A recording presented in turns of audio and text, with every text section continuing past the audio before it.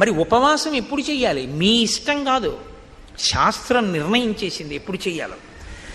ఒక్క ఏకాదశి నాడు మాత్రమే ఉపవాసం చెయ్యాలి. ఏకాదశి తిథి ఉపవాసం, ద్వాదశి పారణ. సూర్యోదయం అవగానే ఎంత తొందరగా వీలైతే అంత తొందరగా భోజనం చేసేయాలి. యంత్రాలని కూడా ఏం చేస్తామంటే షట్ డౌన్ అని ఆఫ్ చేస్తారు కొన్నాళ్ళు, ఓ 2 రోజులు విశ్రాంతిని ఇస్తారు, ఘర్షణ పుట్టేస్తుందని. మీరు ఈ శరీరంలో కొన్నింటిని ఆపడం మీ తరం కాదు, ఆపకూడదు కూడా. గుండె ఆపుతానంటే 2 రోజులు రెస్ట్ ఇస్తానంటే కుదరదు, ఊపిరితిత్తులు ఆపుతానంటే కుదరదు. కానీ అన్ని అవయవాలకి కావలసినటువంటి రక్తాన్ని తయారు చేయడానికి, తీసుకున్న పదార్థాన్ని జీర్ణం చెయ్యడానికి ఈ వ్యవస్థ నిరంతరం పనిచేస్తుంది. నిరంతరం పనిచేసే ఈ వ్యవస్థకి విశ్రాంతినిస్తే అది మరింత సంతోషంగా పనిచేస్తుంది.